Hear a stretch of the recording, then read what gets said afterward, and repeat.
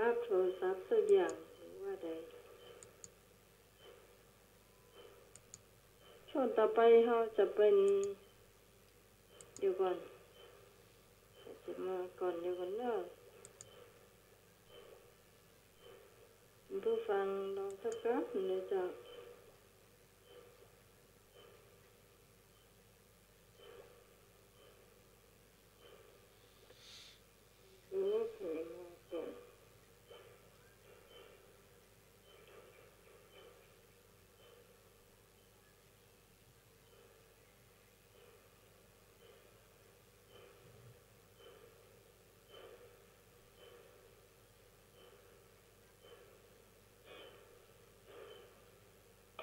ฮัลโหลอยู่ไหนคะอยู่แม่ริมยังไม่ถึงอยู่ไหนอยู่ไหนเ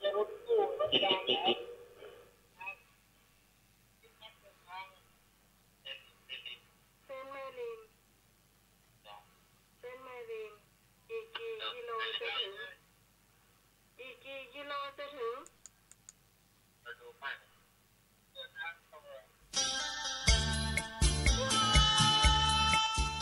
ขอเชิญร่วมทำบุญงานประเพณีส่งน้ำพระธาตุพิธีทอดผ้าป่าสมทบทุนสร้างหอระฆังกิจกรรมประกวดข้าวห้ำกำบะเก่าวันพฤหัสบดีที่28 มีนาคมพุทธศักราช 2562 ณ วัดร้องอ้อตำบลสันติเสื้ออำเภอเมืองเชียงใหม่จังหวัดเชียงใหม่ก็มีกำหนดการตั้งแต่ช่วงเช้า 9 นาฬิกาเป็นต้นไป 28 มีนาคม 3 นาฬิกามีพิธีถวายผ้าป่าสมทบทุนสร้างหอระฆัง 13:30 นาทีกิจกรรมประกวดข้าวห้ำกำบะเก่าผู้เข้าประกวดเตรียมคำบะเก่ามา3 บทนะครับเชิญร่วมทำบุญทอดผ้าป่าได้ที่วัดร้องอ้อและพ่อหลวงสว่างธาตุอินจันทร์สอบถามเพิ่มเติมร่วมบุญได้ที่ 081-706-5056 ได้ทุกวันในส่วนการถ่ายทอดสดโดยสถานีวิทยุเพื่อการศึกษาพระพุทธศาสนาและวัฒนธรรม FM 104.50 เมกะเฮิรตซ์วัดสายหินตำบลสุเทพอำเภอเมืองเชียงใหม่จังหวัดเชียงใหม่พร้อมทีมงานก็จะได้ถ่ายทอดเสียงและภาพในช่วงเช้า 9 นาฬิกาเป็นต้นไปจนกว่าจะแล้วเสร็จนะครับของวันที่ 28 มีนาคม 2562 เชิญท่านร่วมบุญงานประเพณีส่งน้ำพระธาตุทอดผ้าป่าสมทบทุนสร้างหอระฆังของวัดร้องอ้อตำบลสันติเสื้ออำเภอเมืองเชียงใหม่จังหวัดเชียงใหม่ได้บุญได้กุศลโดยทั่วหน้ากัน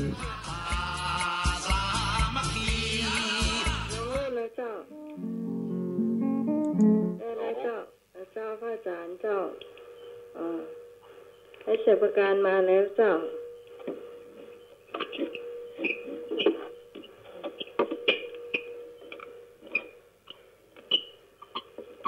พูดได้เลยเจ้าขอความนอบน้อมในพระธรรมพระสงฆ์จง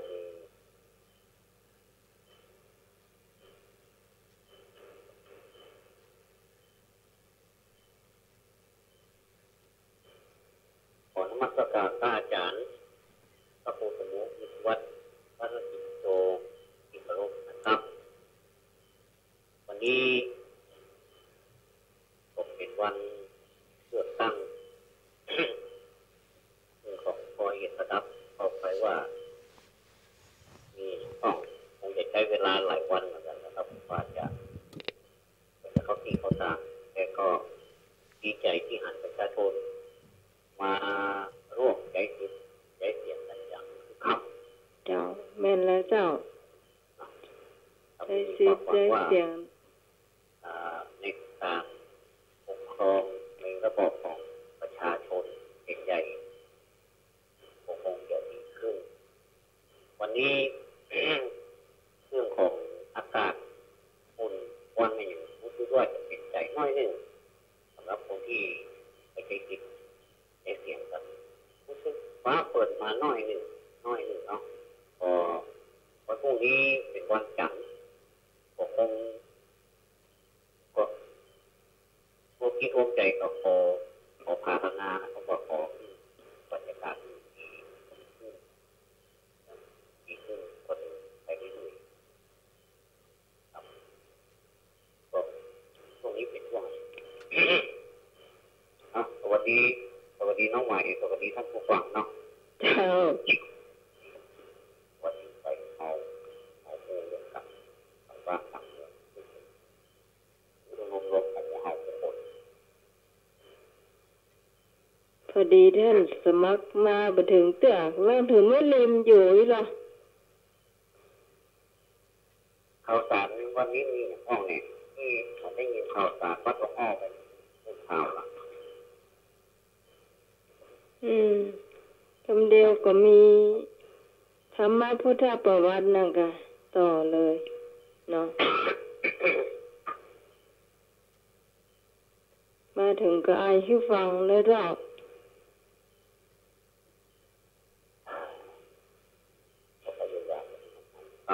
เจ้า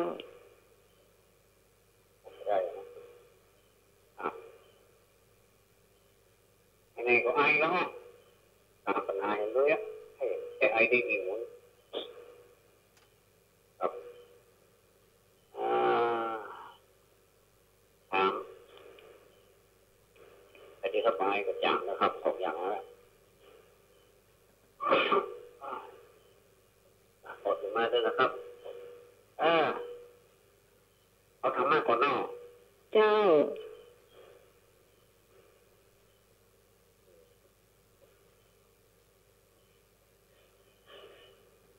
ถามเรื่องสี5 ข้อเนี่ยที่เอานับกันเป็นประจำก่อนเนี่ยเอาเข้าไปก่อนข้อ 5สอนให้งดเว้นเรื่องใดเอาง่ายๆเลยเนาะข้อ 5สอนให้งดเว้นเรื่องใดปัญหาธรรมะเด้อพี่น้องข้อฆ่าสัตว์ขอลักทรัพย์ผู้เท็จยาเสพติดข้อ 5สอนให้งดเว้นเรื่องใดฆ่าสัตว์ลักทรัพย์ผู้เท็จยาเสพติดดูเลยครับศีลข้อห้ามนะเจ้าข้อ 5สอนให้งดเว้นเรื่องใดศีลข้อ5กะข้อที่5งดเว้นเรื่องใดฆ่าสัตว์ลักทรัพย์ผู้เท็จยาเสพติดเจ้าคำตอบมีแล้วเจ้าสวัสดีเจ้าสายแรกสวัสดีครับไอ้นึกผมขอตอบกอไก่นะครับกอไก่ครับจำไว้เนอะเจ้าประการนึกตอบกอไก่ก็ตามไม่หน่วยไปเห็นแล้ว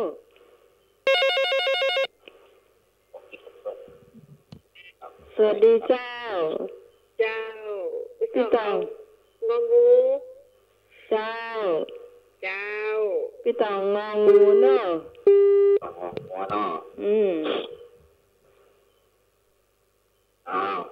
จัดไปเลยครับจัดเต็มมาสายที่3สวัสดีเจ้ารุดเดี๋ยวโทรมาใหม่นะเจ้า052010462เจ้าครับผมจ้าหนุ่ยข้อไหนจะเว้น2ข้อป่ามีข้อไหนที่มันเว้น2ข้อป่ามีวะครับนี่ธรรมดานะครับเอาขอไข่ครับผมเอาขอไข่วะสวัสดีครับแบ่งกันคนละข้อชาประการจะเปิดฟังวิทยุต่างนั่นก็ได้เหรอต่างดีแท็กไอ้หน่วยข้อขอจะ ได้ยินมาน้อยแล้วได้ยินเสียงเขาครับ เจ้าสวัสดีเจ้า เจ้าน้องไหม แม่นวล ข้อที่มีสุรา มันบ่มีสุราเจ้ามันมียาเสพติด มันบ่มียามันมีสุรามียาเสพติด เจ้า มันละมันแม่นว่ะ ใครอ่ะ แม่นวล ต้องถามเขาไปว่าไหนมาเอ่ะเสีย ไม่นอนกำลังลังเลยประเดี๋ยวนี้ จ้า หรือว่าใครอ่ะใครหู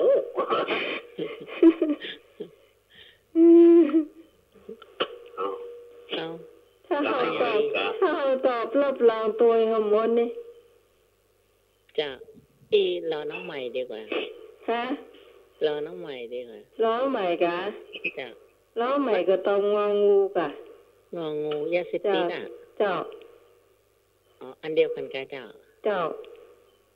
อีกก็เอาหน้ากันเนาะ แล้วอย่าไปเว้นสุราเหรอ โอ้สุราก็ยาเสพติดนะค่ะ อ๋อกาเจ้า เจ้าอีกก็เอางองูนั่นเนาะ เจ้า เจ้าดีเจ้า เจ้า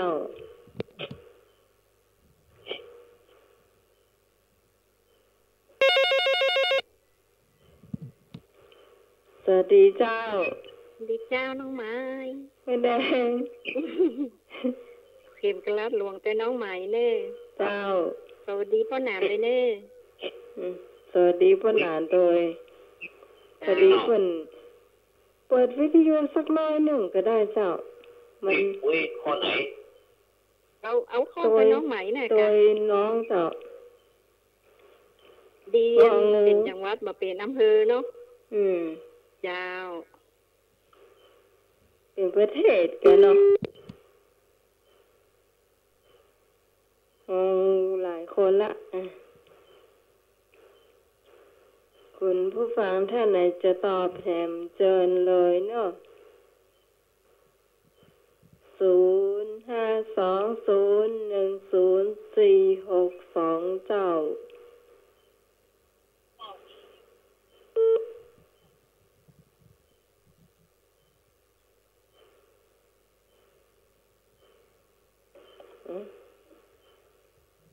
รูดก่อนให้ใช้ประกันยังอยู่กับเจ้าอยู่ครับ อ๋อ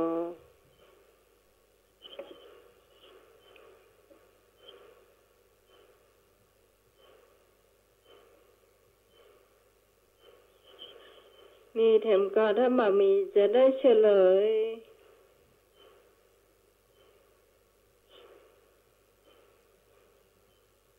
นะเจ้าศีลข้อห้าสอนให้งดเว้นเรื่องใดงดเว้นเรื่องใดเนาะ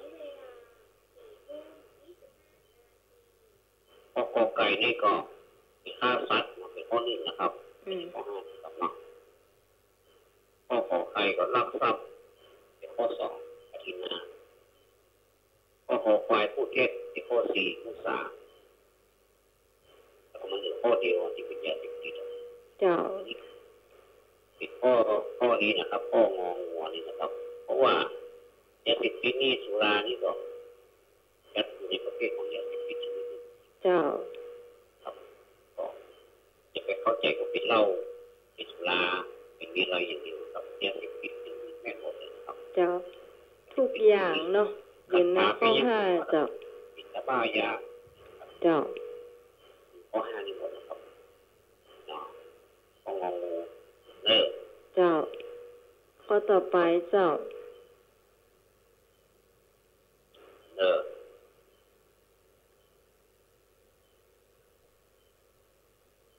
การช่วยเหลือคนบาดเจ็บจัดเป็นกัลยาณธรรมใดการช่วยเหลือคนบาดเจ็บจัดเป็นกัลยาณธรรมใดกเมตตาขอกรุณาขอสัมมาชีพงสติรอบคอบการช่วยเหลือคนบาดเจ็บจัดเป็นกัลยาณธรรมใดขอเมตตาขอกรุณาข พอสัมมาชีพงอสติรอบครอบจริงครับน้องเชิญเลยครับ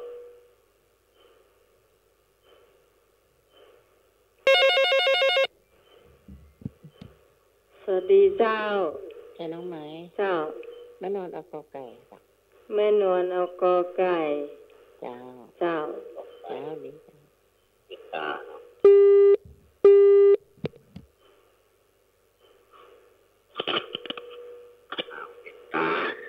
แม่นวลเอากอไก่เนาะ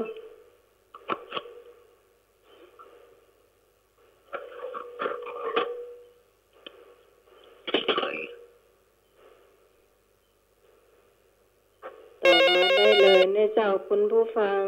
สวัสดีเจ้าสวัสดีครับเจ้าไอ้นึกข้อแม่ตานะครับข้อเมตตาข้อไก่เจ้าข้อแม่ตาอยู่ข้อใดครับข้อไก่เจ้าครับข้อแม่ตานะครับโอ้ไม่ใช่ประการอย่างใดนะโอ้เปิดวิทยุตัวโน่โอ้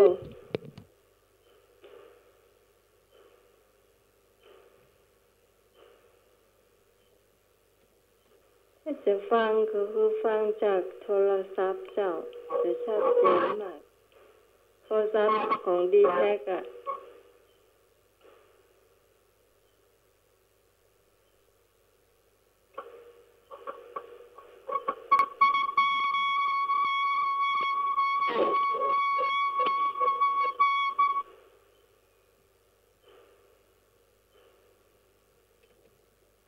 ผู้ฟังสามารถตอบมาได้นะเจ้า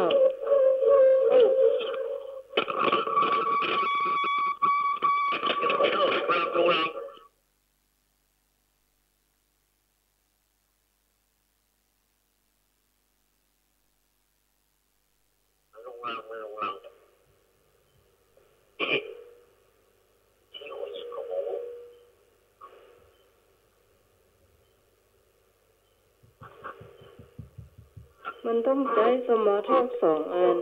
เจ้า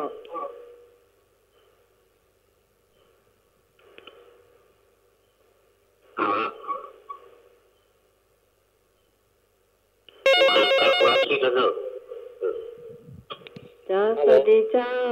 ครับเอาข้อสมาชิกครับฮะ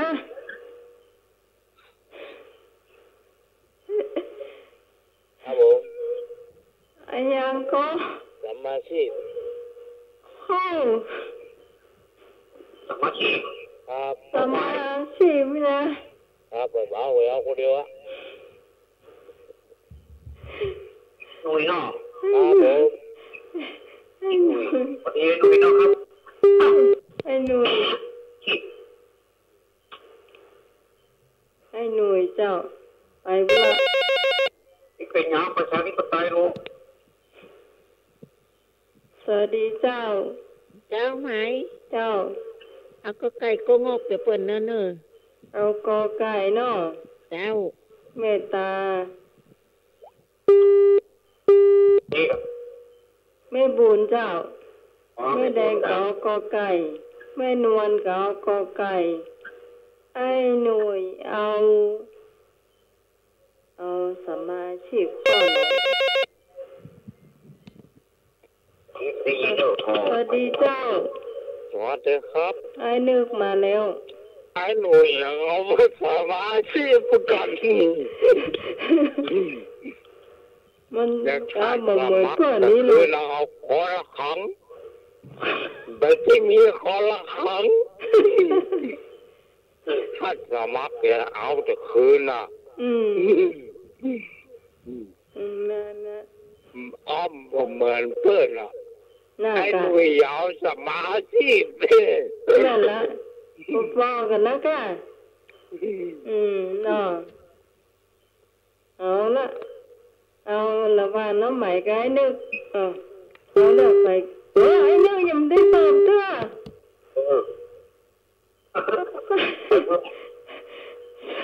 โทรมาเตือนลูกว่าอย่างไปรูดใจฮ้อนนะ ยังตันได้ตอบเตือไอ้หนูไอ้เนี่ยมาไหม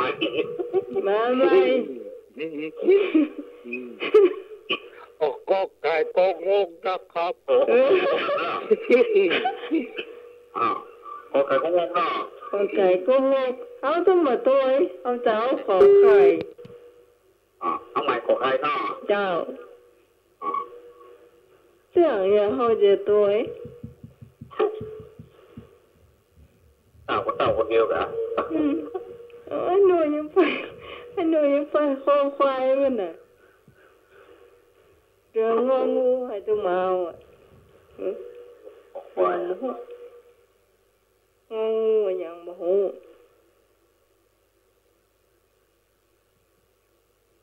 งองูอ่ะสติรอบคอบกะปะเกี่ยว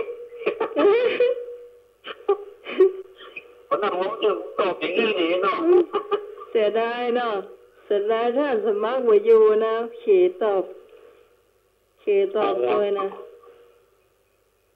ไอ้บ่าวดอกแดงเลยเจ้าไอ้บ่าวดอกแดงโทรมาเนาะไอ้บ่าวบ้านที่เจ้าแล้วตรงนี้แหมจ้างเผือกแหมเจ้าที่ชอบตอบปัญหาทางธรรมะในเจ้าโทรเข้ามาเนาะ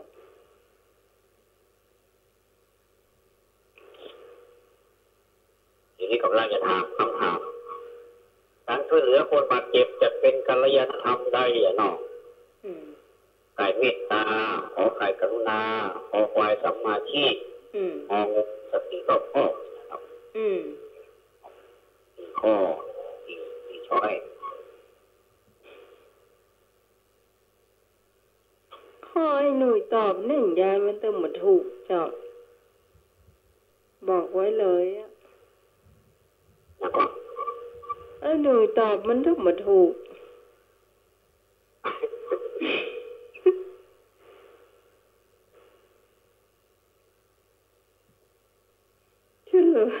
เฉลยนะเจ้า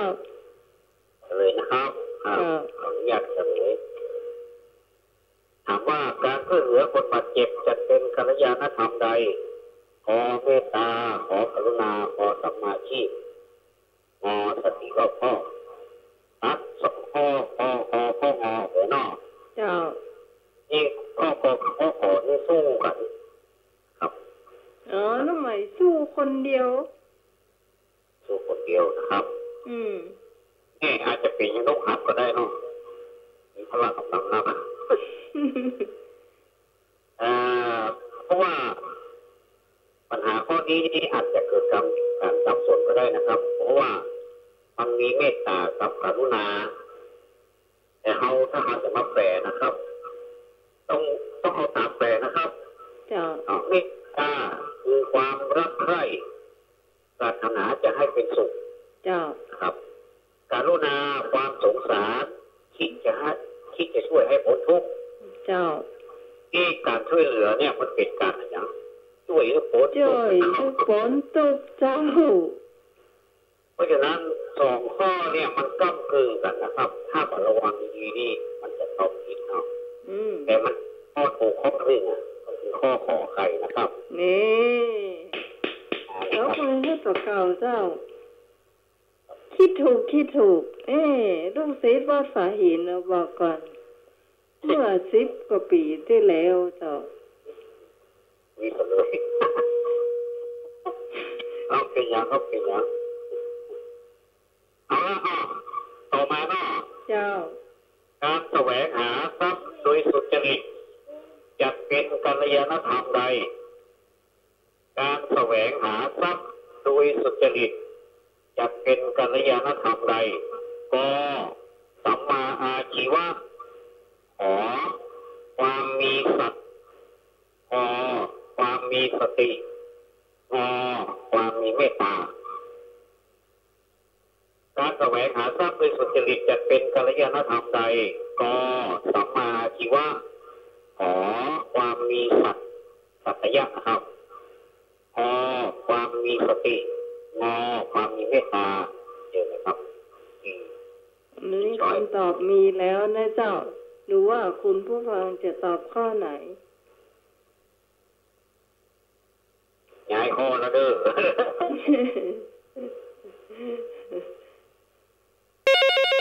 น้องใหม่มีคำตอบอยู่ในใจแล้ว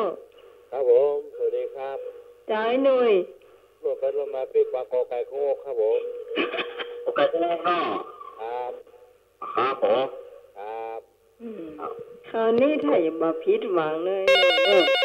กอไก่โง่นะเจ้าสวัสดีเจ้าน้องไหมเจ้าไม่นวลเจ้าคราวนี้ไม่นอนตัวไอ้หนุ่ยนะเจ้าไม่นวลเจ้าครับจะให้เดี๋ยวนะครับทักต่อไปครับเฉินเนอไอ้หนุ่ยตอบแล้วไอ้นึก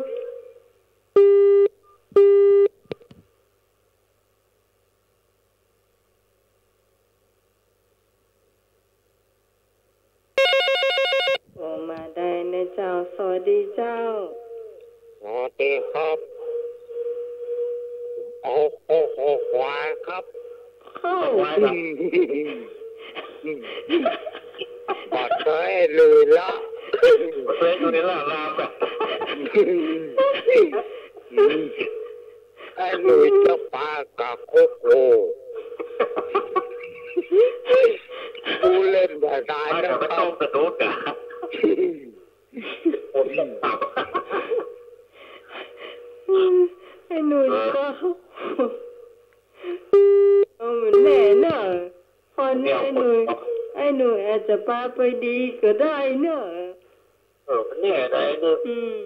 ไอ้เอาไปข้อควายเนาะข้อควายเนาะข้อควายจะเตี้ยวข้อโขก็ได้เอาละมีสองข้อละที่คนเอาข้อไก่ข้อควายนะครับมาแม่บุญเจ้าแม่แดงมาเลยขัดใจ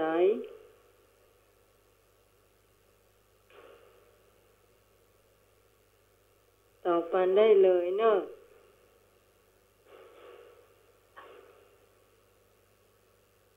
น่าจะปิดอีกแล้วเนอะ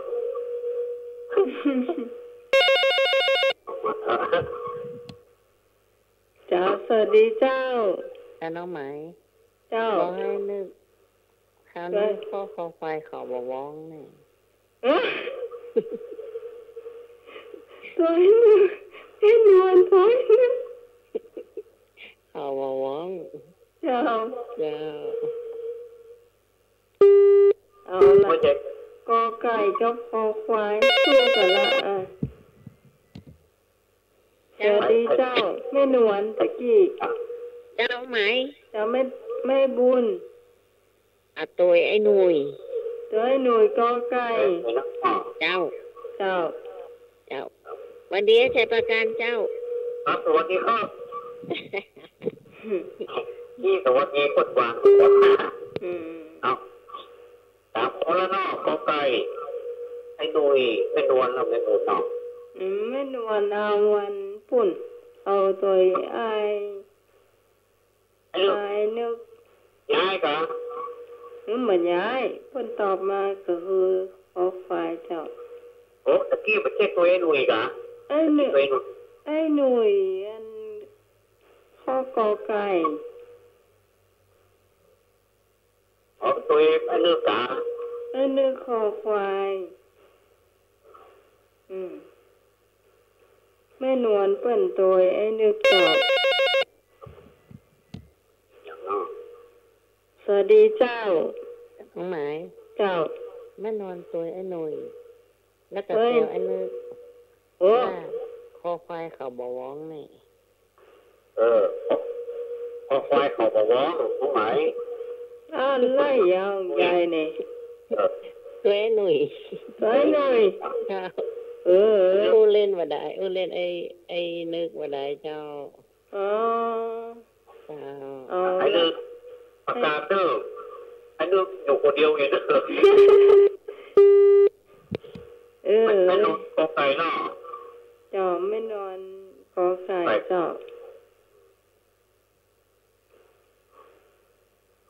อะไรขาไม่แดง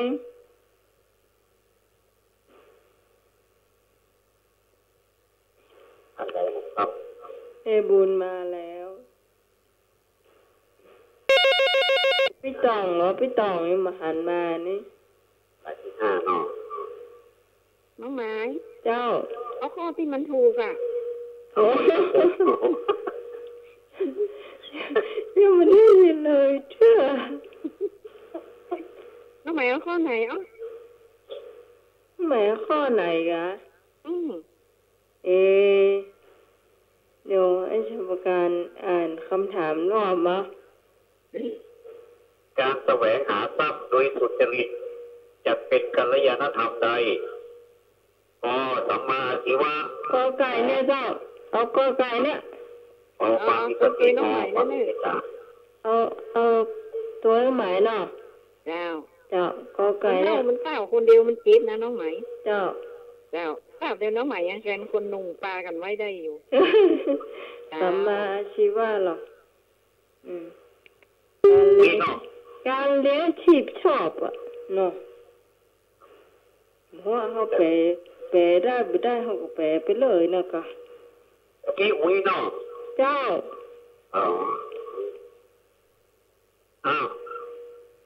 มีท่านหนึ่งอยู่ครับนี่คนเดียวไปคอควายวันนี้มีกัลยาณธรรม2 ข้อแล้วเด้อถามกัลยาณธรรมนะเนาะ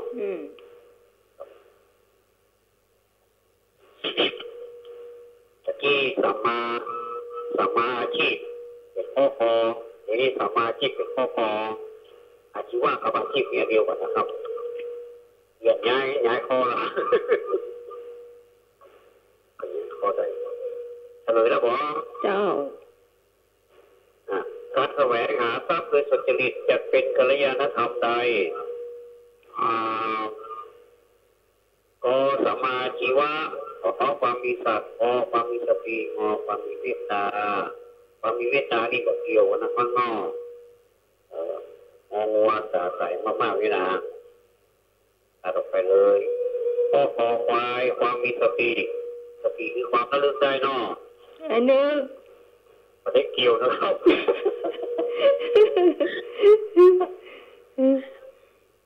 ใครที่ไปถึงเมาเนาะความมีสัตว์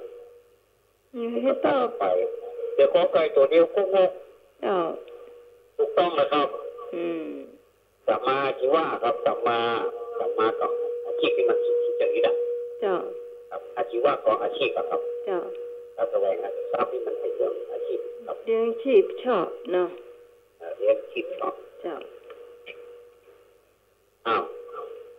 ไอ้หนุ่ยจริงประตูไอ้หนุ่ยแล้วก็หลับกัน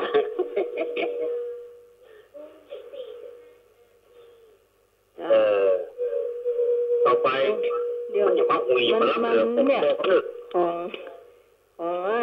ชาประการนั้นมันหุยนะ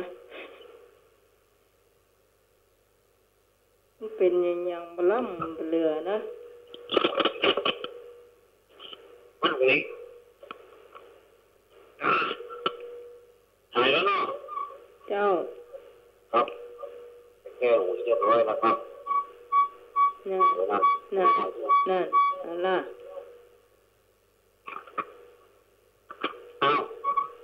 การเคารพเชื่อฟังพ่อแม่จะเข้าในความมีสัตว์ข้อใดเสียงวิ่งอยู่การเคารพเชื่อฟังพ่อแม่พนอที่พเนอสุมานะครับ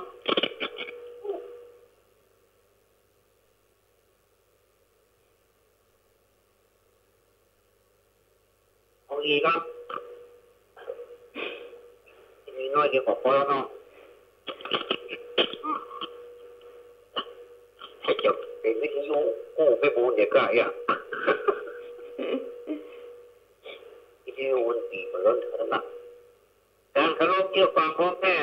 จะเข้าใน ในความมีสัตว์ข้อใดกสว่างวิภักษ์ขอซื่อตรงกเที่ยงธรรมงกตัญญูการเคารพเกี่ยวกับพ่อแม่จะเข้าในความมีสัตว์ข้อใดกสว่างวิภักษ์ข้อนี้ใครตอบบัดได้นี่มันโหจะว่าอะไรนะสายแรกมึงขึ้นปอนหนึ่งสวัสดีเจ้าน้องไหมตอบบัดได้มึงขึ้นปอนหนึ่งเจ้าเขาก็งองูเจ้าดีเจ้าดีเจ้าแม่นวลตอบงองูสายที่สองครับเจ้าสวัสดีเจ้า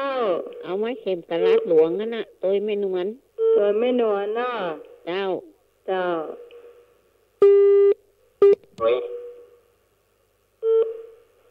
สายน้องใหม่พอดีมีเสียประการอยู่นะเจ้าคุณผู้ฟังต้องโทรมาตั้งสถานีนะเจ้าตอนนี้ที่ใครแม่บุญเจ้าไม่นอนจ๋าตอบผิดเขาจะเมื่อคืนปอนหนึ่งสวัสดีครับสวัสดีเจ้าข้องงวัวนะครับข้องงวัวถ้าตอบผิดทำเมื่อคืนปอนหนึ่งถ้าตอบผิดดึงโหไหลน่ะจะไปเรียนกอไก่เห็นไหมทบทวนความรู้เดิมโทรเข้ามาได้ในเจ้า052010462เจ้า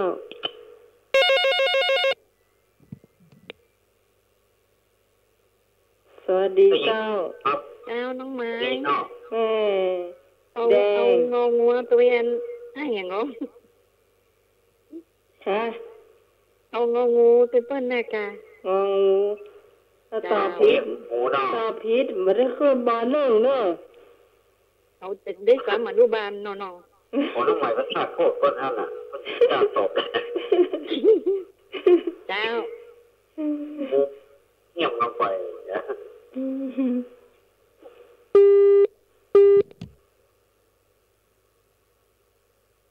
เงียบลงไปเพื่อครูสอนเนอะ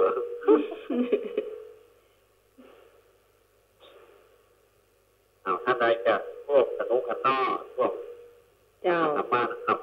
เมื่อวันนี้ปัญหาธรรมะเว้ยได้หลายข้อละมาแถมหนึ่งสายสวัสดีเจ้าครับดีครับผมหนุ่ยครับหนุ่ยข้อใดที่หลวงคนหนึ่งฮะข้อใดที่หลวงฟังกรรม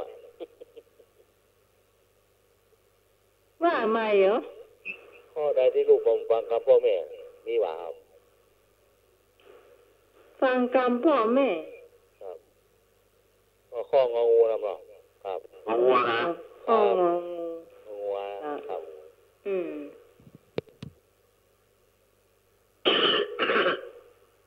มาจะครับอย่างตายเลยก็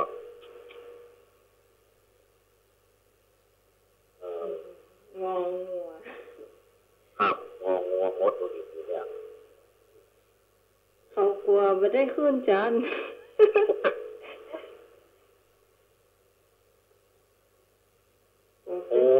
เงียบลงไปขอบอกขนมมือแล้วเนอะเงียบได้อาจจะเป็นข้ออื่นก็ได้แต่ไม่รู้แต่มีแนวโน้มมีแววนะครับมีแววมีท่านอื่นก็ครับเชิญครับ1 2 3 4 5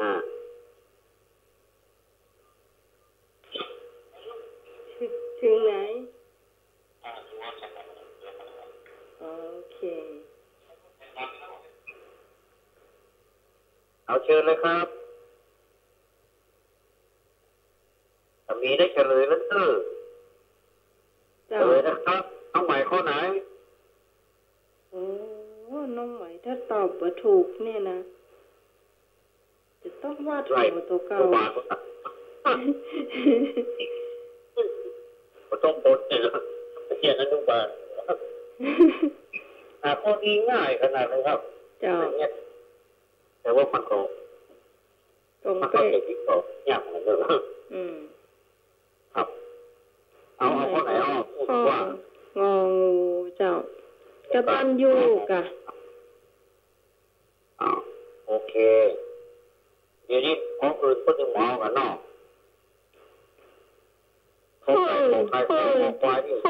มันมีไผเอาสักคนเจ้าครับมันเป็นประชาธิปไตยเราอีกเลยเนี่ยมันเป็นเรื่องอ่ะแม่นก็คะแนนงงเลยนะแล้วก็มันก็แม่ตัวนะชอบเลยครับเจ้าครับถูกต้องเนาะความรู้ของคุณนะครับนี่ถามโอ้หลายข้อแล้วเนาะวันนี้เนาะเจ้าถ้ากดเขาว่าต้องเอาแล้วเจ้าต่อไปเราไป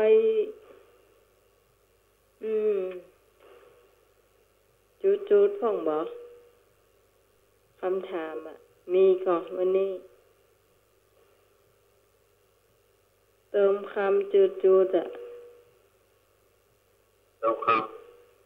เตรียมมากับเจ้าเติมคำนี้ขอเชิญท่านใดก็ได้เริ่มคนนะครับเอาเลยครับเติมคำบอกว่า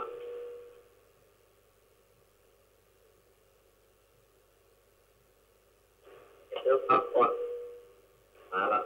ไม่แดงเจ้าไม่แดงเจือนนะเจ้าของแม่มีเปลือก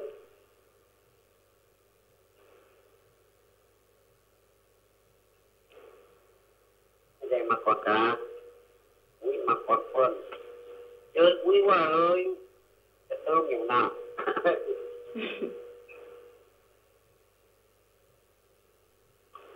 โทรมาได้เลยนะเจ้า052010462เจ้า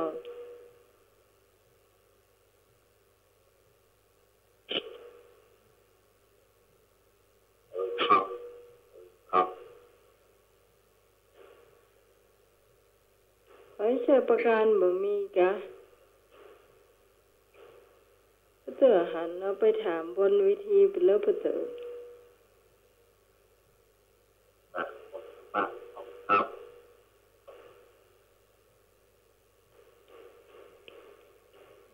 มีกับเจ้า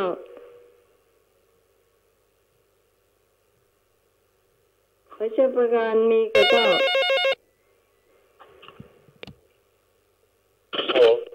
ครับได้หน่อยพี่ข้อตาหน้าหมดจุดพี่ข้อตาหน้าหมดจุดโอ๊ตหัวไม่ตีนจะเจอพูดหรอพี่ข้อตาโหดลูกว่ะเหมือนกันนะว่าไปเลยนะกันเนาะพี่ข้อตาหน้าหมดลูกเนาะที่เข้าตาน้ำพดหอมไม่ตีนด้านตายทั้งตัวเอาใบบัวจุดใบช้างตายทั้งตัวใบบัวปิดไม่มิดแม่เนาะครับเอาจ้างโดเล็กเอาใบบัวพกไว้มีหันหมดแล้วเนาะครับเนาะหูก็ม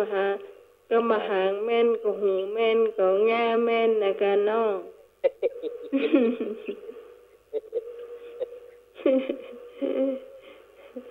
ลากจีนสอนเสื้อแมนมีหรอ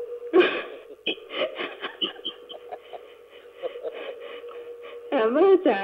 รย์มีขออาจารย์ครับ อาจารย์นั่งเงินคุมเสียงอยู่นั่งรับโทรศัพท์อยู่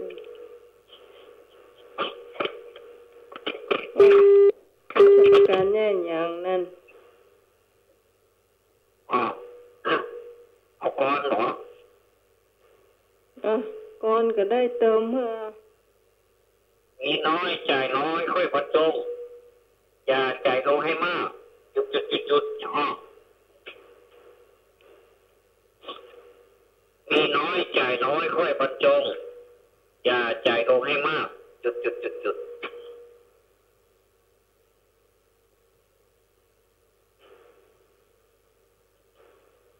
อันอย่างที่มันเป็นว่าตะกอนนิยมว่าตะกอนมีสลึงเพิ่งบรรจงให้ครบบาทนะอันนี้มาข้อมีน้อยจ่ายน้อยค่อยบรรจงอย่าจ่ายลงให้มากมีคนมาตอบเจ้าสวัสดีเจ้าสวัสดีครับผมเตานะครับเจ้าอย่าใจลงให้มากอย่ายากจนครับถูกฮอนเดอร์อย่าจ่ายลงให้มากจะยากจนครับถูกก่อนไม่ใช่ประกันก็ถูกครับแต่ว่าบอกว่าจะยากนานนอกจากจนก่อนเดียวกันนะอ๋อเจ้าได้นะมีเพื่อนหนึ่งถึงจะน้อยดีกว่าร้อยเพื่อนคิดจุดมีเพื่อนหนึ่งถึงจะน้อยดีกว่าร้อยเพื่อนคิดจุดก็มันเจ็บมันเจ็บเสื้อมันตั้งกระลอกหัว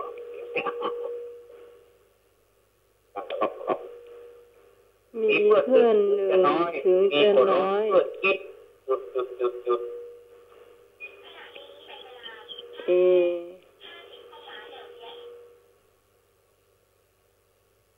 ถ้าไปตอบไปเชื่อเลยครับ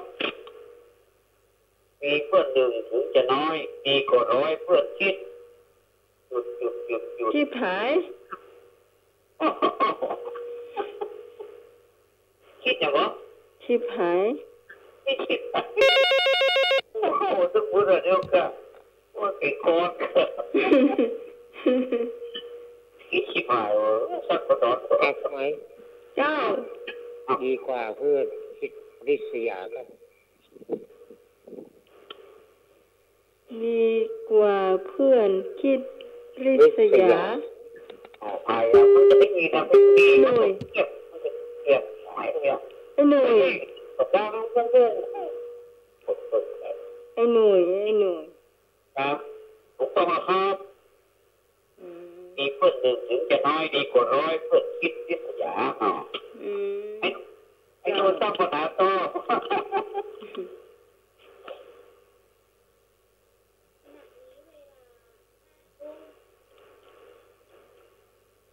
ขณะนี้เวลาจุดอาจารย์เอาดังให้หน่อยเจ้าขณะนี้เวลาจุ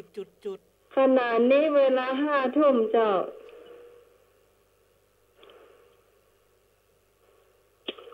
อันนี้ใช้คำถามโน่นอันนี้ถามไปเลยขณะนี้เวลา5 ทุ่มก็เดี๋ยวท่านสมัครมาถึงละที่มาถึงว่าสนดอกแล้วเจ้ามีไปถามเนาะถามต่อดื้ออาจารย์ถามไปแล้วเนาะแล้วเจ็บปัญหาเนาะปากเสียสีสีหยอจุดว่าไม่ทั้งปากเสียสีทั้งตีนจุดอย่างฮะทั้งปากเสียสีทั้งตีนจุด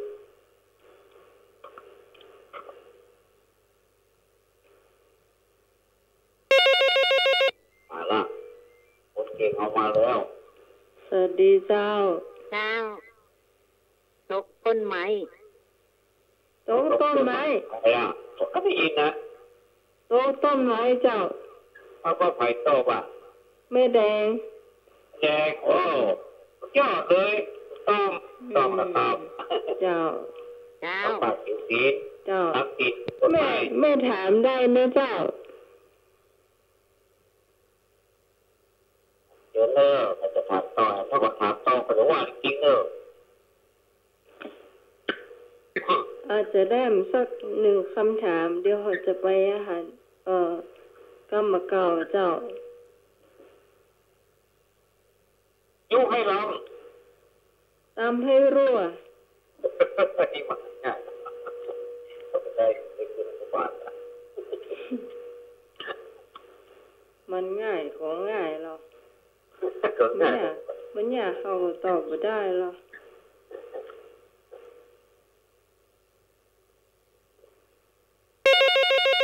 อ้าวจะถามละเจ้าสวัสดีเจ้าครับน้ำขึ้นปลากินมดน้ำลดมดกินจุดปลาเจ้าครับถูกต้องครับไอ้บาวันที่ละปูนเจ้าแสดงว่าเปิ้นฟังมาถึงตอนนี้เลยเจ้าให้บ่าวชาวการเห็นสักคำถามเจ้าใครจะถามเชิญนะครับให้บ่าวชาวการถามเลยเจ้าจ้ะโอ้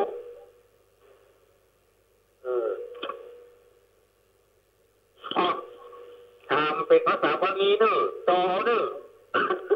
โอ้แล้วไผจะตอบได้โอ้นี่ปัญญาค่ะอัตตาหิจุดอัตโนนาโถง่ายก็ภาษาบาลีมันยากกว่าอัตตาหิโตได้เดี๋ยวครับ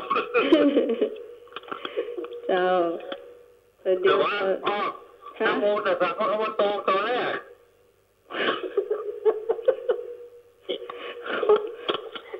นี่เป็นล่ำเหลือบอกคนนี้นี่ถ้าเอาว่าถึงวันเดียวกันนะครับนี่เขาเล่นตัวแล้วออกมาแล้ว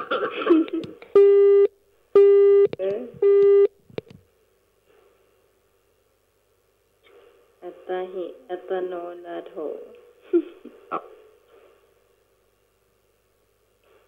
ออกไปเป็นตัวอย่างเดี๋ยว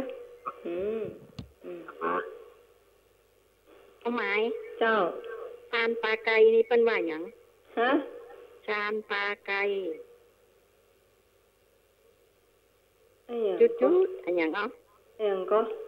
ชานปลาไก่ชายปราการแต่น่าจะตอนนั้นเพิ่นหาว่าดอยประคงอะไรอย่างเอ้าอีโลวันนี้ยายเลยเอามาแก้ทีเพิ่นน่ะแต่วันนั้นปัญหาว่าดอยประคงอะไรอย่างนี้เนาะดอยประคงกับดอยสะเก็ดอ่ะก็น่าจะอันนี้ก็เลยมาแก้ผิดวันน่ะชามปลาไก่แก้ผิด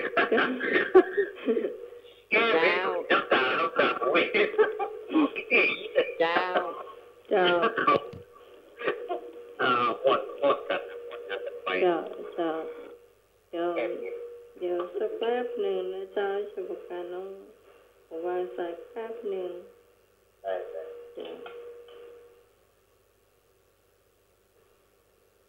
5 ทุ่มปลายนะเจ้าคำเดียวจะเป็นกำบะเก้า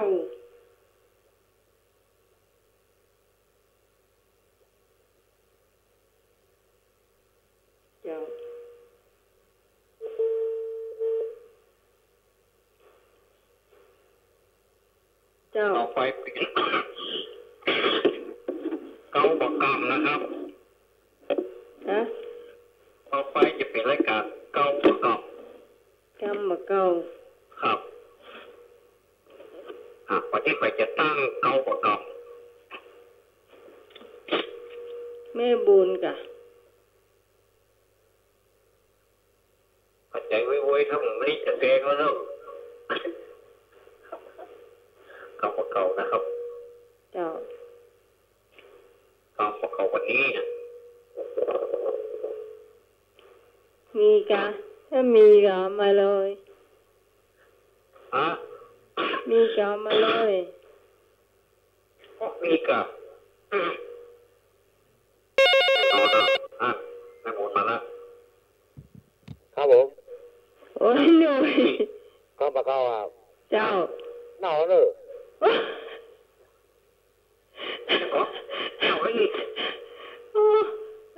หนาวแล้วเหนื่อยยังมาทานว่าเจ้า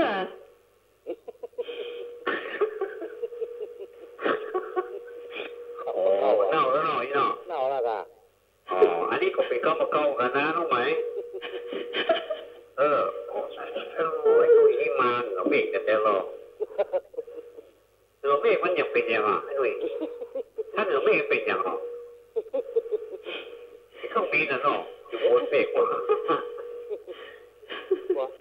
เน่าแล้วเนาะ เดี๋ยวโดนหมดดาวะ แปลว่าอย่างน่ะลองอธิบายหรอ ไปโดนหมดดาว เน่าแล้วก็ไปเห็ดเต็มครับเอาป่วยห้องเสลยดูดิเลยเนี่ยเอาต้อยประโคงเสลย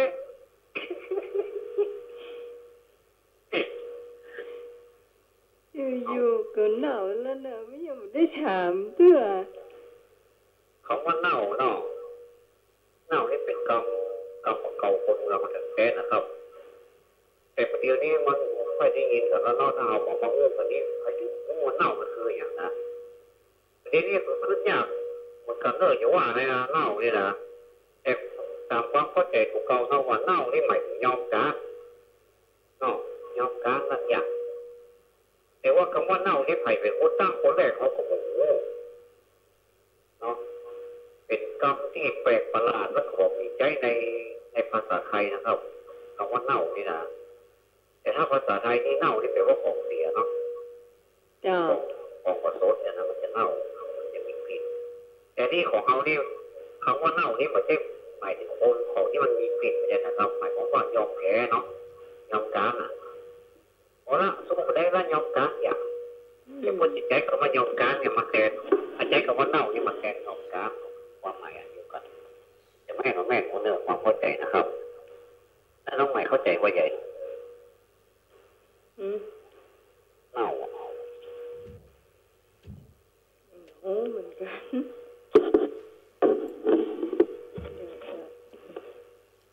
โอ้เราจะ ลากที่ไว้แล้วก็ไปมาละ ครับผม เจ้า หนาวเรามีด้วยครับ ฮะ เมนมีโดมดาครับ ที่ว่าตะกี้แม่นกว่าครับ เมนเบื่อแม่ครับถูกต้องครับผม นอกยอมการเนี่ยต้อง เรื่องหน่อยครับ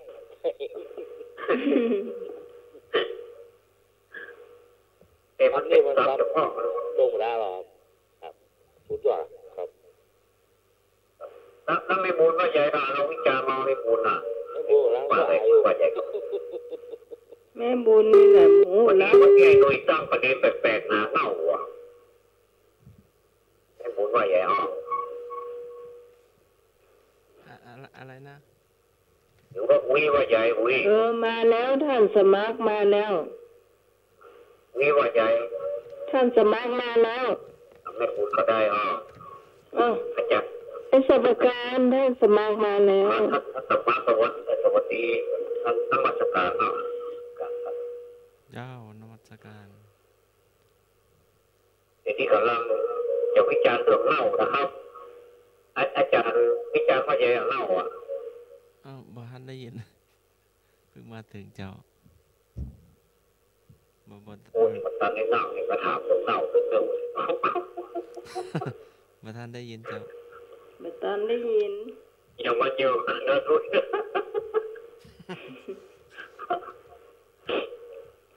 ่ยนี่ก็เป็นกล้องกล้องเรื่องนกประเขาแล้วครับ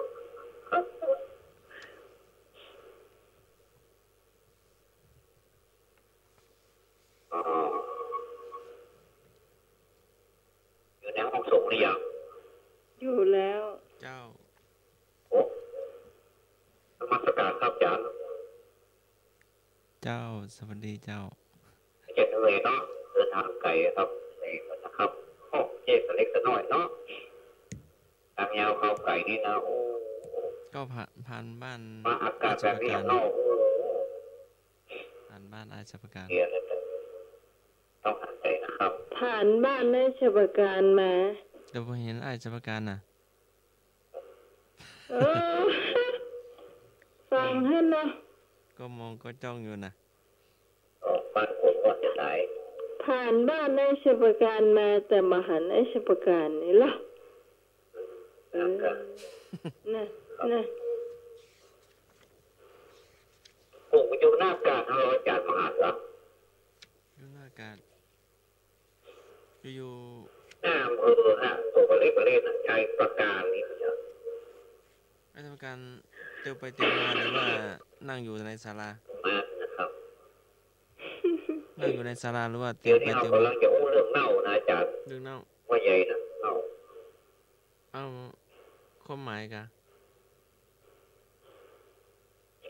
ไม่ได้ฟังแต่ต้นๆมา อืม ว่ามัน ความหมายคำว่าเน่า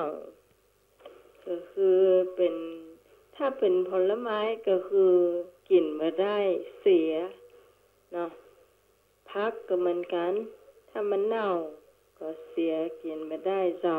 ต้องทิ้งอย่างเดียวขว้างอย่างเดียวเจ้า แต่สุมานะครับขอแทรกน้อยเนาะ เจ้า ที่ปริวัติกรรมหนึ่งไปนี้จำได้ละโอ้จำได้ละอ๋อหน้าวันนี้เอามาใจกับของนี้ก็ได้นะครับเอาใหม่เรานึกภาพของเราที่พอทำเป็นแผ่นนะหรือว่าทำเป็นห่ออย่างห้อ ถั่วเน่า ถั่วเน่าเมื่อ ถั่วเน่าว่าถั่วเน่าแผ่นหน้าเอาอย่างกี่อ้อเนาะ ก็มีสายมา ถั่วเน่าของมา เขาต้องมากิน เจ้ามีสายมา เน่านี่มันจะว่าพอดีนะครับพอดีก็มีนะถั่วเน่า เขาต้องมากิน มี ลำ สา นะ ย น้อง มา ไหม ฮะ ลำนะ ลำเตอะเขาต้องมาล อ๋อจะเอาก็มาเอามันเหม็นนะก็จะไปไว้ละ พ่ออาจารย์ปัญหามอย่างก็แกะปัญหาปัญหามาใหญ่ ำเน่าก ะ เน่ามีความหมายว่าใด แม่ลองถามประจำเนอะ เออไอ้หนุ่ย แล้วก็โลดไปผู้ใหญ่แทบอ่ะ หนุ่ยถามแล้วหล่นไป เรา แล้ว คงตบตาอยู่ตรงนี้ อ๋อนี่แม่ถามกำเดียวเนอะ เจ้า บัดตันนั่ง จะไปฟังคู่เข่าควายบัดตันเน่าจะไปฟังปาดจีนความหมาย เจ้ามันจะมีความหมายว่าใหญ่นี่ ความหมายบอ อืม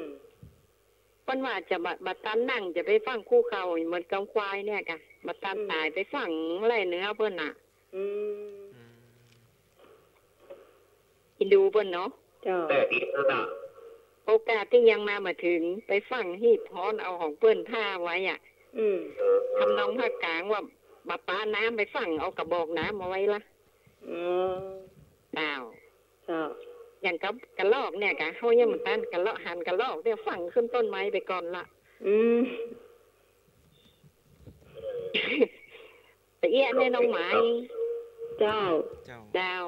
อันนี้ก็เป็นคำหนึ่งนะครับที่มีความหมายนะครับ อืม ดาว แรกกันผมยินดีจะนักนะครับที่ช่วยกันอนุรักษ์ไว้นะครับตอนนี้อาจารย์สมัครกำลังงงอยู่นะครับยิ่งว่าป้าเน่าป้านี่แอบพวกอย่างนี้นี่นะ เจ้า เข้าใจนะครับว่าการไปไหนมาไกลๆนี่มันเหนื่อยแค่พักแค่ผ่อนนะครับ ท่านสมัครนี่อดตึงทนเจ้ายอมพับ สุขภาพดีนี่ก็เป็นที่ดีใจด้วยนะครับ ถ้าเป็นเฮานี่ก็โทษนอนแทบละกะ อันนี้มันคนละคนโลกเอามันคนเดียวโลกเนี่ย หุ่นน้ อุ อย ดาลายเจ้า หุ่นน้อยหุ่นน้อยเสียงน้อย ดาราที่เขาตายไปแล้วอ่ะมันจะดาราเดียวนะดาราอย่าติดเขาอย่างเงี้ยอ้อ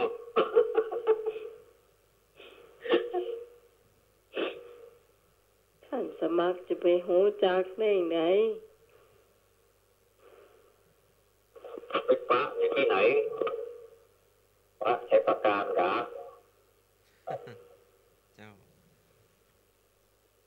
ก็มองหาอยู่นะ เอาละครับทีนี้แล้วไปแล้วเนาะ เจ้า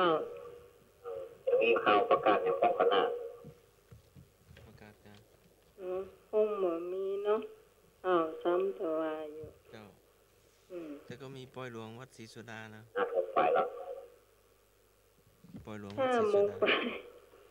5 โมงไปแล้ว โอ้โหยุ่งเลย5 โมงไปนะ ก็มีปล่อยหลวงวัดศรีสุดานะวันศุกร์ที่12 เมษายน 2562ทำบุญฉลองถาวรวัตถุปล่อยหลวงวัดศรีสุดาผ้าลายหลวงตำบลสุเทพอำเภอเมืองจังหวัดเชียงใหม่ ก็ณสถานที่ศาลาเบญจสัตยานยุศรีวิชัยนุสรณ์ตั้งแต่เวลา 9 นาฬิกาเป็นต้นไปตลอดทั้งวันเนาะ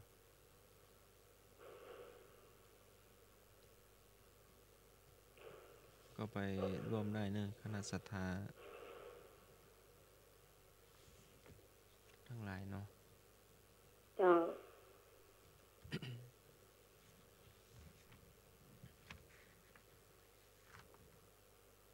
เมื่อหลวงเนาะ เจ้า จะทำอย่างใดให้เสียงตอนพูดมันบ่ดีเลย ไปหลวงวัดไหนก่อน วัดศรีสุดา วัดศรีสุดา วันที่12 เมษา วัน สี ที่ โสดา เจ้า วันที่ 27 มีนานี้ก็วัดสนดอกผ้ารามหลวงก็บวชสามเณรเนาะภาคฤดูร้อน ที่ไหนครับ ที่วัดสนดอกวิหารหลวง โรงเรียนบาลีสาธิตก็บวชวันที่ 29 มีนาคม 2562 เนาะเจ้า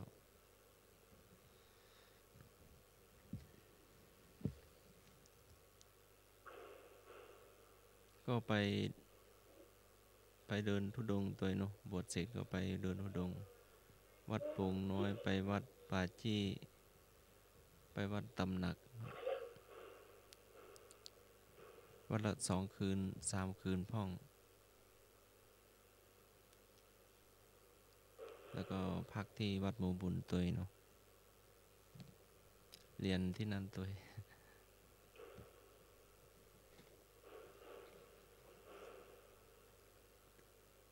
ตอนนี้ ฮะ 5 ทุ่ม 3 นาทีแล้วนะเจ้าเป็นช่วงเล่าเจียเนอะมีก่อน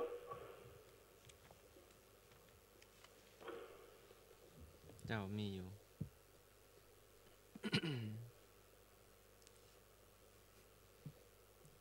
เกี่ยวกับเกี่ยวหน่อย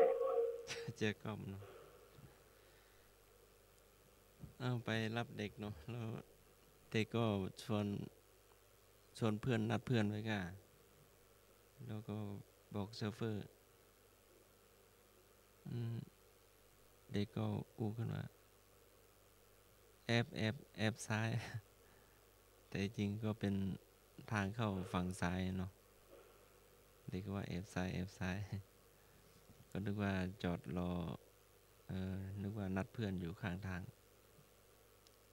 ที่ไหนได้เข้าไปอีกประมาณเป็นกิโลนึงก็กว่าจะถึงบ้านเพื่อนเนาะ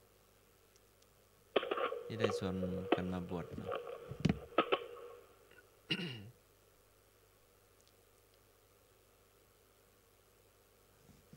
แต่จบไป1 เรื่องเนาะ บนแห้งก็ไม่ได้ แล้วอีกเรื่องหนึ่งก็ โอ้พามาบ้านเธอนี่โค้งพับศอกเลยเนาะ บางหมู่บ้านบางอันนี้มันเป็นเขาเนาะ โค้งพับศอก มันหักศอกกับพับศอกอันเดียวกันก็แต่มัน พับศอกนี่มัน โค้งแค่โค้งว่าเนาะ จนพอเมารถแล้วเนาะบางเด็กก็เมาก็ เปิดประตูหน้าต่างทานยาแก้เมาเนาะ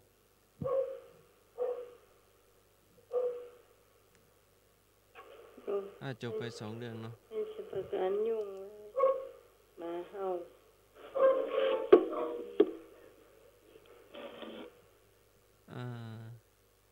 ทำงานไปขี้ค้านกับขี้ค้านใครอยากกินข้าวก็ใครอยากว่ะจบไป3เรื่องเนาะ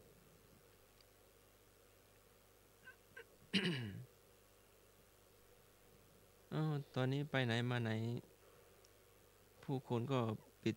หน้ากากปิดจมูกว่ะพอตอนเช้าไปบิณฑบาตตู้เจ้าก็ปิดเหมือนกัน ตลกเนาะก็นึกว่ามีแต่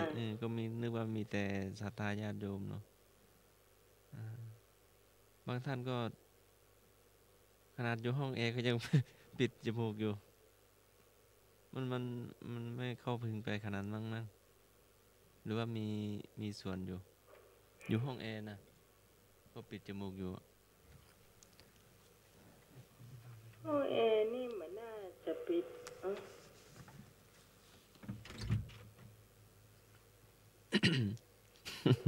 เหมือนกับอนามัยเนาะออกไปข้างนอกเนี่ยต้องปิดแน่นอนเจ้าขนาดไปถึงเชียงรายเนาะผ่านแม่ริมแม่แตงผ่านบ้านไอ้ชัยประการผ่านอำเภอเชียงดาวก็มีแต่หมอกควันเหมือนกันนะมองบ่หันดอยเลยนะระยะใกล้ๆนี่พอหันอยู่เนาะ ก็นึกว่ามีแต่เชียงใหม่เรา ไปเชียงดาวไปอำเภอฝางไปผ่านอำเภอท่าตอนไปถึงอำเภอแม่ฟ้าหลวงก็บ้านน่าจะบ้านโป่งไฮเนาะแต่ตำบลจำไม่ได้เป็นโรงเรียนตสดเป็นหมู่บ้านโรงเรียนตสดบ้านโป่งไฮเนาะเจ้าที่ไปรับเด็กมา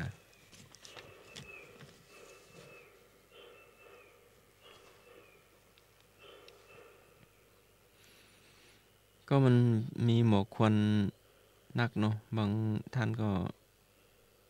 ตะคืนบ่ได้หลับบ่ได้นอนไอก็ขอแคกๆว่ะช่วงนี้สุขภาพก็บ่ค่อยดี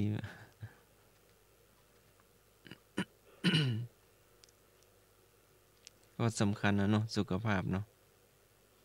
ต้องดูแลตัวเก่าดีๆเนอะทุกท่านเลยเจ้าถ้าจะประกันหายดีขึ้นแล้วก็แสบตาเจ็บคอดีขึ้นหรือยังเชฟประกัน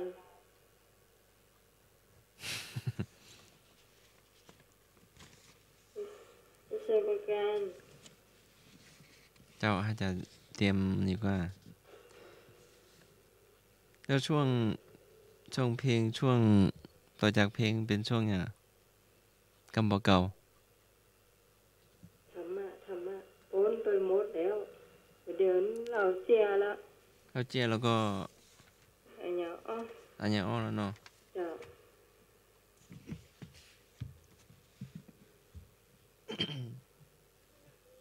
อันช่วงจุดก็ผ่านไปแล้วเนาะ5:26 นาทีแล้วจ้ะไอ้หน่วยมีการเล่าเจี้ยมีกับเจ้ามีกับมาเล่าเนาะ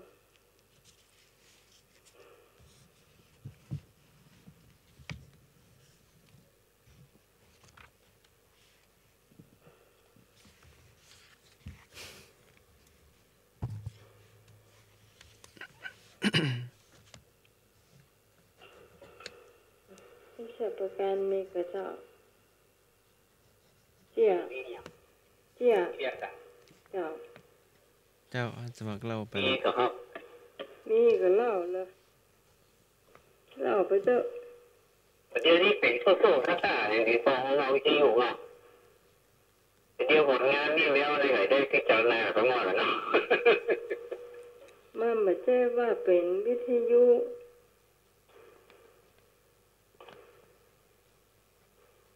เขาก็บอกแล้วว่าฟังตามโทรศัพท์โทรศัพท์มันชัดเจนกว่าเยอะ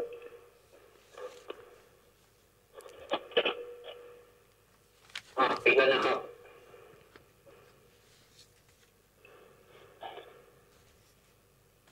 ชัดเจนเอาปิดวิทยุแล้วก็ไปได้ยินคนอื่นนะมั้ง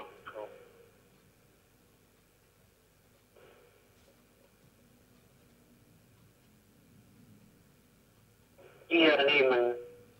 นี่นะครับเนาะเจ้าได้ยินกะเจียนี่เป็นเรื่องที่แต่งขึ้นมาของนี้เป็นเรื่องที่เอาไปทำมาอย่างที่มันแบบ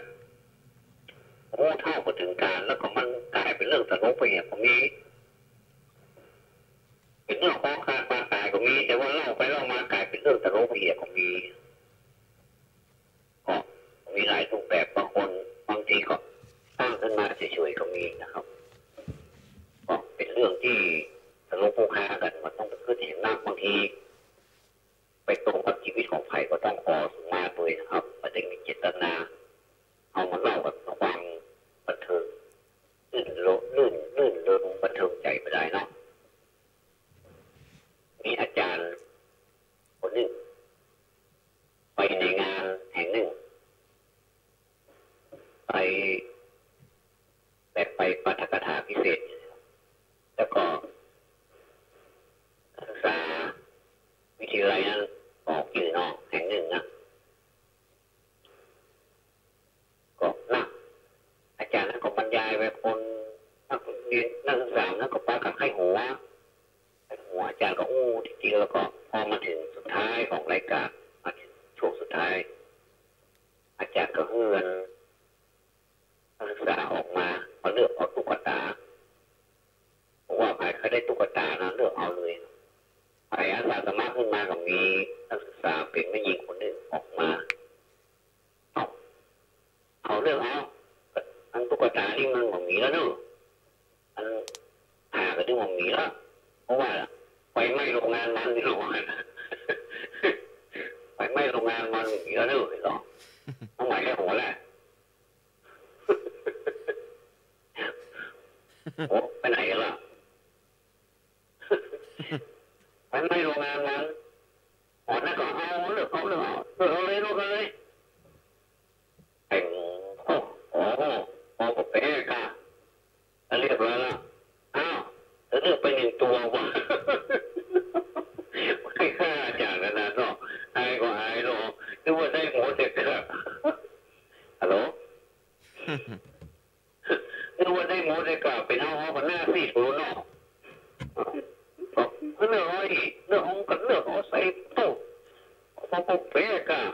ให้ได้ถูกง่ายๆนะอย่าเก็บไปถูกเล็กเพิ่มไปเนาะอย่าจัดเลือกเอาตัวเดียวต้องมีตัวเลือกพี่น้องว่าอันที่เลือกที่นั่นหมายว่าชอบตัวไหนชื่อก็เลือกไปตัวว่านั่งสาวแล้วก็ปากับให้หัวกันแบบเสยตัวอันเนาะก็เป็นเรื่องที่เป็นเรื่องที่จริงขึ้นมาแล้วนะครับแต่ว่าบอกว่าจะเป็นวิทยาลัยแห่งใดนะครับอาจารย์นั้นก็บอกชื่อนะครับอันนี้ก็เป็นเกียร์กล้องวันนี้อาจารย์จะมาให้ลงพอดีแล้วเนาะเอาแล้วมันละโอ้อะไรนะเรื่องเอาแล้วเนี่ยครับอันนี้ก็เป็นเกียร์ได้เหมือนกันเนาะใช่นั่งรถโดยสารมันไปถึงปลายทางก็ได้บอกว่ามันล็อกตั้งแต่ต้นไปถึงปลายหมดเลยอ่ะแล้วก็มันจะล็อกก็ได้นะคือล็อกมีศิลปะขนาดนั้นในการเอาล็อกเนี่ยคืออ่านมาว่านี่เป็นหมอนไปได้อ่านมาคนอื่นเนี่ยเป็นหมอนโอ้หนุ่มขนาดไหนเขาไปนอกมาคนแล้วก็ล้อไปสุดทางมันอย่างไม่สบายแต่ว่าเจ้าของเจ้าที่โคตรเจ้าบ้าเว้ยคุยแล้วเนาะ ลองว่าเราเป็นหน้าซื่อนะที่โคกคือปซับซาวอะเนาะไอ้ขนุนนะเป็นหน้าซื่อเตียวไปหรอขอโทษก็บอกขอโทษขอบคุณก็บอกขอบคุณโอ้ยอย่างใดนะคนหน้าไหนกับหัวนะไม่ใช่คนบ้านเฮาแล้วกันมันบอกว่าเลยที่มันบอกบอกแค่ว่าให้ขวดเสียซาวผมไปเอาเนี่ยถึง50 บาทเลยอ่ะคนนูนตั้งแต่ต้นทางนี่ไปถึงปลายทางเป็น100 กว่ากิโลก็ถ้าหมอนั่นก็ไม่ยากได้ยากว่ามันอย่างมันดูดไปทิกเป็นเอาเนี่ยเอาอย่าสมมติรีบอกหมอไว้หัวโนโอ้นี่นะโอ้แต่เดี๋ยวมันยาอยู่เดี๋ยวอีบอกน้ำเชี่ยวไปย่อยในปลาไปแต่ไม่เอาถ้าเอาน้ำเชี่ยวง่ายในปลาไปเจ๊กันหัวเจ้าพ่อเนาะพวกมันหน่อยใจดีใช่ว่าคนคือหน้าไปเนี่ยโอ้แต่เห็นแม่ผ้าไปเลยเนาะเพราะว่าลุงนี่ไปขี่กองปุ่นโหมาแต่งนักกระจายดีอ่ะตั้งใจกิโลไม่ที่1เลยเป็นกิโลไม่ที่100วันเนาะมันถึง100 กิโลอ่ะคือพอเนาะอดทนนะอดทนขนาดนั้นอันนี้ก็เป็นเกียร์ความจบไปแล้วนะครับอันนี้ก็แห่งเกียร์นึงเล่าทีเดียวท่านผู้ฟังท่านใดจะเล่าขอเจอนะครับดีวงคนเดียวเนาะดูเวลาแป๊บหนึ่ง